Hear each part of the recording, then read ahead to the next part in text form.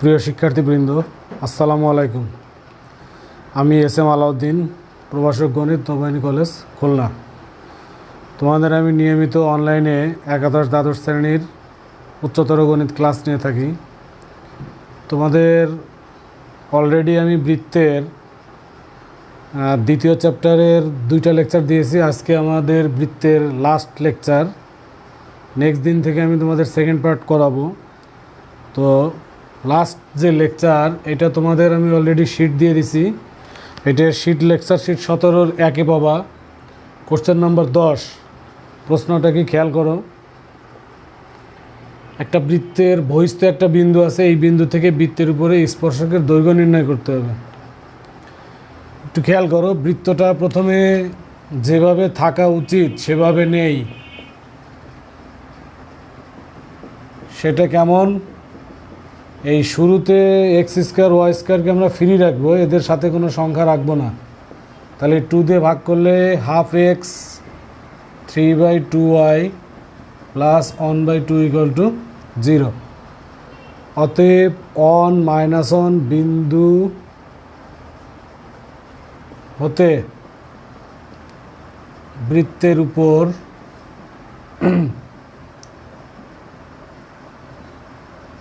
অঙ্কিত স্পর্শকের দৈর্ঘ্য।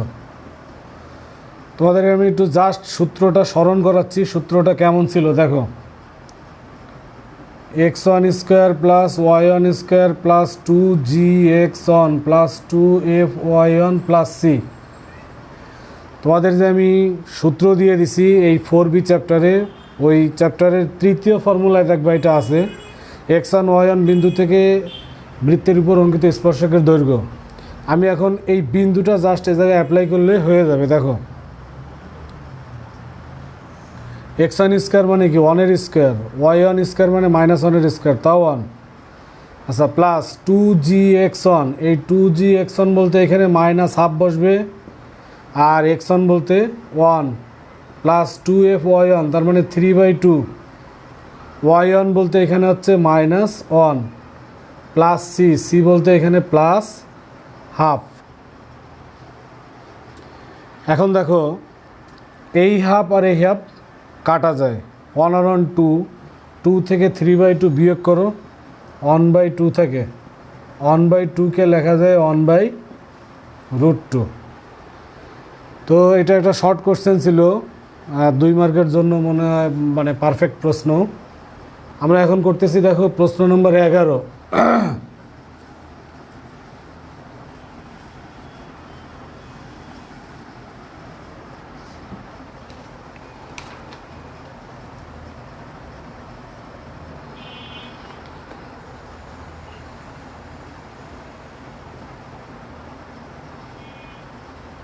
মূলবিন্দু হতে 1, 2 কেন্দ্র বিশিষ্ট বৃত্তে অঙ্কিত স্পর্শকের দৈর্ঘ্য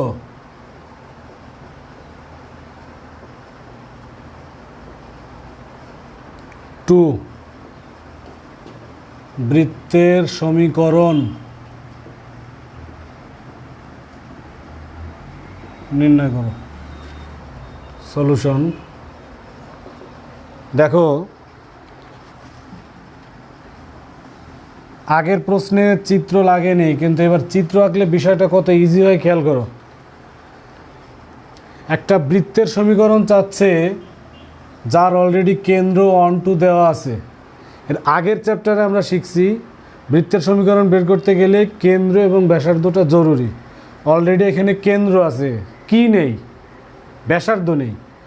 চিত্র আঁকলে বুঝতে পারবা ব্যাসার্ধ কিভাবে বের করা সম্ভব। এই যে বৃত্তের কেন্দ্র আছে 1, 2, কেন্দ্র আমরা সি দিয়ে লিখলাম 1, 2। মূল বিন্দু হতে এই বৃত্তে স্পর্শকের দৈর্ঘ্য 2। তাহলে মূল বিন্দু থেকে বৃত্তে স্পর্শক, তাহলে মূল বিন্দু নিশ্চয়ই বৃত্তের বাইরে। এই যে বৃত্তের বাইরের মূল বিন্দু, এটা আমরা O00 দিলাম। এখান থেকে বৃত্তে স্পর্শকের দৈর্ঘ্য OA দিলাম 2। এই স্পর্শকের দৈর্ঘ্য OA = 2। বৃত্তের সমীকরণ নির্ণয় করো। তোমাদের কি নাই? বৃত্তের ব্যাসার্ধ নাই। এখানে ওসি যোগ করো, আবার সিএ যোগ করো। দেখো আগে আমি তোমাদের ক্লিয়ার করতেছি, এরপরে আমি অঙ্ক করা শুরু করব। ও আর সি যোগ করলে তুমি ওসির দৈর্ঘ্য নির্ণয় করতে পারবা রুটের যে ফর্মুলা দিয়ে। ওসির দৈর্ঘ্য বের করতে পারলে এখানে খেয়াল করো, সি হচ্ছে ব্যাসার্ধ আর ও এ কি স্পর্শক। 9-10 উপপাদ্য অনুসারে এটা কিন্তু সমকোণী ত্রিভুজ। তাহলে এইটার দৈর্ঘ্য আছে, এইটার দৈর্ঘ্য বের করব, তাহলে পিথাগোরাসের ফর্মুলা খাটাইলে সি এ বের হয়ে যাবে। সি এ কি চিত্রে বৃত্তের ব্যাসার্ধ, আর ব্যাসার্ধ থাকলেই তো আমাদের কেন্দ্র ব্যাসার্ধ দিয়ে বৃত্তের সমীকরণ বের করা সম্ভব। তাহলে আমি কাজ শুরু করলাম। দেখো বৃত্তের কেন্দ্র সি অন টু, ধরি মূল বিন্দু ও 0 হতে বৃত্তে অঙ্কিত স্পর্শকের দৈর্ঘ্য ও এ সমান সমান 2। তাহলে অতএব ওসি, ও থেকে সি এর দূরত্ব √1 - 0 হোল স্কোয়ার 2 - 0 হোল স্কোয়ার, এটা হিসেব করবার √5 আসবে। আমি ফিগারে লিখতেছি, দেখো √5। এখন সেই উপপাদ্য ও এ লম্ব সি এ, অতএব ত্রিভুজ ও সি এ সমকোণী ত্রিভুজ। বাকি আছে সি এর মান, সি এ কি ব্যাসার্ধ, তাহলে অতএব ব্যাসার্ধ সি এ সমান সমান পিথাগোরাসের উপপাদ্য আমরা অ্যাপ্লাই করব, ও সি স্কোয়ার মাইনাস ও এ স্কোয়ার। ও সি স্কোয়ার করলে কত আসে 5, ও এ স্কোয়ার করলে কত আসে 4, তার মানে 1। অতএব বৃত্তের সমীকরণ, কেন্দ্র 1 2 দেওয়া ছিল, তাহলে x - 1 whole square y - 2 whole square equal to ব্যাসার্ধের স্কোয়ার। এটা সরল করতেছি আমি এক লাইনে, x square plus y square minus 2x minus 4y plus 4 equal to 0। এই 1 আর এই 1 কাটা যায়, শুধু 4 থাকে। ওকে ডিয়ার স্টুডেন্ট, আমাদের অলরেডি আজকে 2টা অঙ্ক শেষ হয়ে গেল। আমি এখন করতেছি কোশ্চেন নাম্বার 12।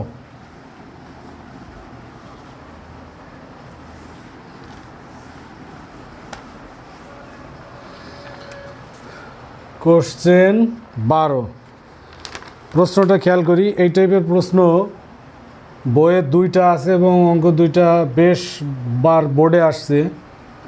এত বৃত্তের এমন জ্যায়ের সমীকরণ নির্ণয় করো যা 4 - 6 বিন্দুতে সমদ্বিখণ্ডিত হয়। ওকে, এই বৃত্তের ভিতরে এমন একটা জ্যা আছে যার মধ্যবিন্দু এটা, সমদ্বিখণ্ডিত বিন্দু মানে মধ্যবিন্দু, সেই জ্যাটার সমীকরণ নির্ণয় করতে হবে। আমি আবার চিত্র আঁকতেছি। দেখো চিত্র এঁকে অঙ্ক করার মজাই আলাদা। আচ্ছা, এই যে জ্যা আঁকছি একটা, দেখো বৃত্তের ভিতরে। তোমরা কি বলতে পারবে এই বৃত্তের কেন্দ্র কত? দেখো x স্কোয়ার ওয়াই স্কোয়ার বাদে যদি কোনো পদ না থাকে তাহলে তার কেন্দ্র কত?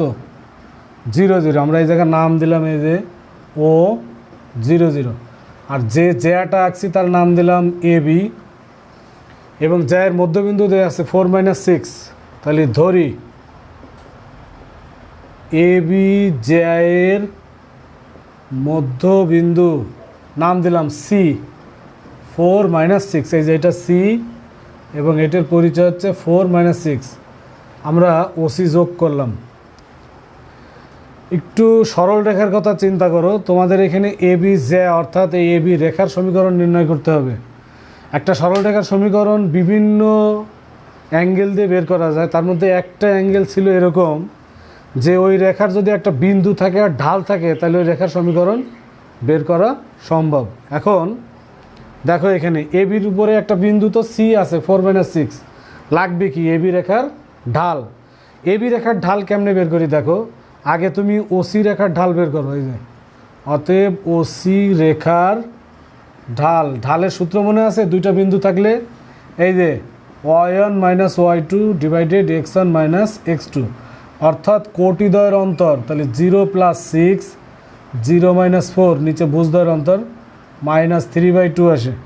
দেখো এবি রেখার ঢাল কী করে বের করি। তোমরা 9-10 এই উপপাদ্য নিশ্চয়ই শিখে আসছো। বৃত্তের যে কোনো জায়গার মধ্যবিন্দু অর্থাৎ এই যে সি আর কেন্দ্রের সংযোজক রেখা ওই জায়ের উপর লম্ব, তার মানে কি ও সি এ বি এর উপর লম্ব। তাহলে আমরা এই ডায়লগটা লিখবো, এই যে ও সি লম্ব এ বি, তাহলে অতএব এ বি জায়ের ঢাল, এ বি জায়ের ঢাল কী হবে? লম্ব হলে ঢাল উল্টা হয়, তাহলে এটাও কত হবে? 2/3 মাইনাস 3/2 এর উল্টা, এটা তোমরা নিশ্চয়ই জানো। অতএব এ বি জায়ের সমীকরণ দেখো খুব সিম্পল, ঢাল এবং বিন্দু থাকলে সরলরেখার সমীকরণের সূত্র y মাইনাস y1, তার মানে কি y প্লাস 6 সমান সমান ঢাল x মাইনাস x1, তার মানে কত? 4। তুমি এখন এটাকে সরল করো, আগে 2 দিয়ে উপরে গুণ করো, 2x মাইনাস 8 3y প্লাস 318, তার মানে 2x মাইনাস 3y সমান সমান 26। ওকে প্রিয় ছাত্রছাত্রী, আমাদের অলরেডি 3টা অঙ্ক শেষ হয়ে গেছে। আমি আর 2টা অঙ্ক করলে আমরা বৃত্ত থেকে বেরোয় যেতে পারবো। আমি আজকের 4র্থ অঙ্ক করতেছি, তোমাদের 4th অঙ্ক। এটা কোশ্চেন নাম্বার 13।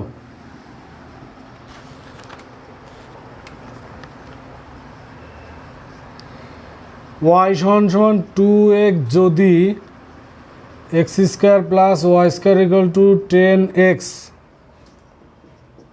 বৃত্তের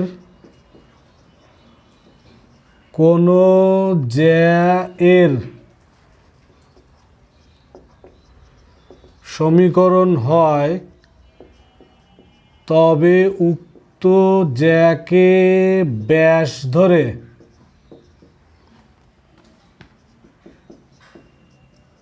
অঙ্কিত বৃত্তের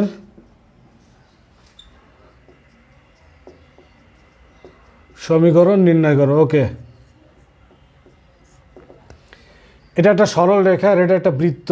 এই রেখাটা এই বৃত্তের একটা জ্যা, একটু খেয়াল করো, একটা জ্যা আর একটা বৃত্তের পজিশন এই যে। তবে উক্ত জ্যাকে ব্যাস ধরে, মানে এই জ্যাকে ব্যাস ধরে নতুন আর একটা বৃত্ত আঁকতে হবে। আমি নতুন আর একটা বৃত্ত আঁকতেছি, খেয়াল করো। তো এই জ্যাটা কি এই বৃত্তের একটা কি ছেদক না? অর্থাৎ এই রেখা এই বৃত্তের একটা ছেদক। একটা বৃত্ত আর একটা রেখার ছেদবিন্দুগামী আর একটা বৃত্তের সমীকরণ কীভাবে নির্ণয় করতে হয়, এটা আমরা পূর্বের চ্যাপ্টারে শিখছি। আমি একটু ফাস্ট লিখতেছি, দেখো। আগে বৃত্তের সমীকরণটা লিখতেছি, x square plus y square equal to 10x number 1, ওয়াই সমান সমান 2x নাম্বার 2। ধরি 1 ও 2 এর ছেদ বিন্দু গামী অপর বৃত্তের সমীকরণ। মনে আছে কিভাবে লিখতে হয়? আগে বৃত্তটা কপি করো, 10x ওই পাশে নিয়ে যাবা, প্লাস কে ইন্টু সরল রেখাটা লিখবা 2x minus Y equal to 0। এখানে তোমাদের কাজ হবে এক্স ওয়াই রাশিগুলো এক জায়গায় আনা, প্লাস এই যে -10 plus 2k into x minus k y equal to 0। এখন এইটাকে আমরা নাম্বারিং করতেছি 3। এই কে এনে তো আমরা বিপদে পড়ছি, কে এর মান তো জানি না। কে এর মান যদি জানতাম তাহলে কিন্তু আমাদের বৃত্তের সমীকরণ শেষ হয়ে যেত। কে এর মান কেমনে বের করে দেখো। আমি যে নতুন বৃত্তটা লিখছি, এই বৃত্তটির কেন্দ্র কত বলতে পারবা? বৃত্তের কেন্দ্র কিভাবে লেখে? এক্সের সহগের অর্ধেক চিহ্ন পরিবর্তন করতে হবে। তাহলে এটার চিহ্ন পরিবর্তন এবং অর্ধেক, তাহলে কি 5 মাইনাস কে, আর ওয়াইয়ের সহগের অর্ধেক চিহ্ন পরিবর্তন করলে আসে k/2। আচ্ছা, এইবার দেখো একটা গুরুত্বপূর্ণ পয়েন্ট, বৃত্তের যে কেন্দ্র, এই কেন্দ্র কিন্তু অলওয়েজ ব্যাসের উপরে থাকে। এখন ব্যাস কোথায় আসবে? নতুন বৃত্তের জন্য এই জ্যাটাই হচ্ছে ব্যাস। এই যে লেখা আছে দেখো, উক্ত জ্যাকে ব্যাস ধরে তার মানে এই যে জ্যা, এই যে স্টার দিয়ে দিলাম, এই যে জ্যা, এই জ্যাটাই হচ্ছে তোমার নতুন বৃত্তের ব্যাস। আর কেন্দ্র অলওয়েজ কিসের উপরে থাকে? ব্যাসের উপর থাকে। তাহলে বৃত্তটির কেন্দ্র এত, যা ব্যাস অর্থাৎ 2 নং রেখায় অবস্থিত। তাহলে আমরা যে কেন্দ্র বের করছি, কেন্দ্র দিয়ে তাহলে 2 নম্বর রেখা কী হবে? সিদ্ধ হবে। সিদ্ধ করো 2x, আচ্ছা আগে y আছে এই পাশে, y সমান কত? k/2, আর 2x, x কত? 5 - k। ওকে, আমাদের এখন এটা একটু সরল করতে হবে। আমরা যদি k রাখি এই পাশে, 2 দিয়ে গুণ করলে 2 2 4, 4 5 20 -4k। এই পাশে আসলে 5k = 20, অতএব k = কত? 4। তুমি k এর মান এবার 3-এ বসাও, দেখো অঙ্ক শেষ। অতএব 3 implies x² + y²। একটু k এর মান 4 কল্পনা করো, 4 2 8 থেকে 10 গেলে -2x, k এর মান 4 বসালে আসতেছে -4y = 0। ওকে প্রিয় ছাত্রছাত্রী, আমাদের আজকের লাস্ট অঙ্ক 14 নম্বর। এটা করলে আমাদের আজকের বৃত্ত শেষ এবং আজকের লেকচারও শেষ হয়ে যাবে।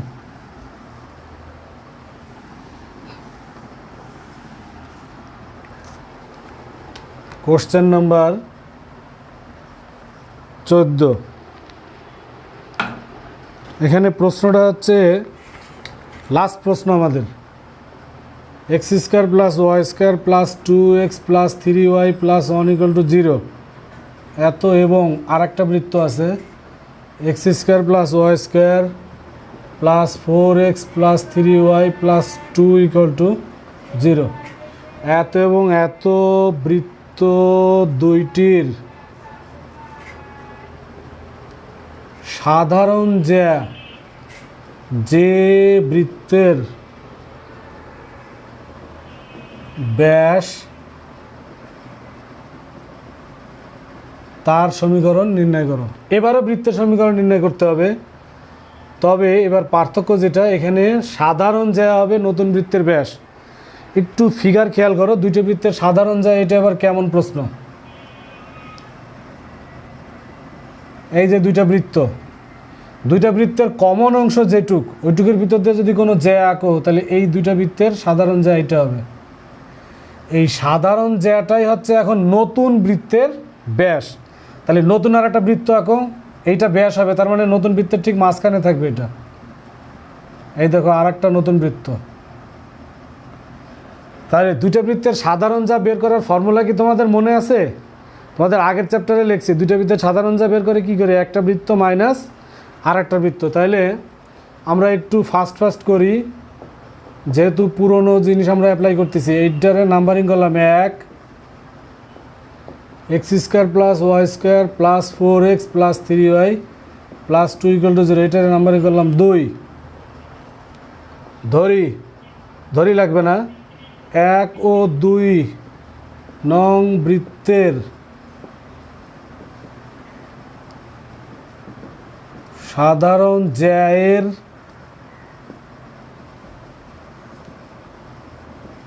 সমীকরণ ফর্মুলাটা ছিল এরকম, s1 - s2 = 0। তার মানে দুইটা বৃত্ত জাস্ট বিয়োগ। তুমি এখানে 1 থেকে 2 বা 2 থেকে 1ও বিয়োগ করতে পারো। আমি একটু চালাকি করতেছি, 2 থেকে 1 বিয়োগ করবো, কারণ এখানে x বেশি আছে। বিয়োগ করলে দেখো এই দুইটা কাটে, x² y², 4x থেকে 2x গেলে 2x, 3y কাটা যায়, 2 থেকে 1 গেলে +1। এখন যে অবস্থায় আমি দাঁড়াইছি, এর আগের অঙ্কের সাথে এখন এই অঙ্কের বাকি অংশটুকু পুরো সেম। এটা তো একটা জ্যা, আর যে কোনো একটা বৃত্ত আর জ্যায়ের ছেদবিন্দুকে আমি অপর বৃত্তের সমীকরণ আমি আগের অঙ্কে লিখছি। আমি বৃত্ত 1 নম্বর টার্গেট করলাম। এই যে ধরি 1 ও 3-এর ছেদবিন্দুগামী অপর বৃত্তের সমীকরণ কিভাবে লিখতে হবে? আগে বৃত্তটা তোলো, এই যে x² + y² + 2x + 3y + 1 + k * 2x plus 1 equal to 0। আগের অঙ্কের মতো এইটাকেও আমরা x এক জায়গায় ক্লোজ করব। এই যে 2x আর 2kx, x কমন নিলে কি আসে 2 প্লাস 2k। এবার y এক জায়গা 3y, আর কনস্ট্যান্টগুলো এক জায়গায় রাখবো k প্লাস 1 ইকুয়াল টু 0। তুমি কি আসলে বৃত্তের সমীকরণ বের করতে পারছো? না। কেন? কে এর মান জানো না। কে এর মান কেমনে বের করবো? দেখো, এই যে নতুন বৃত্ত, এটার কেন্দ্র কত?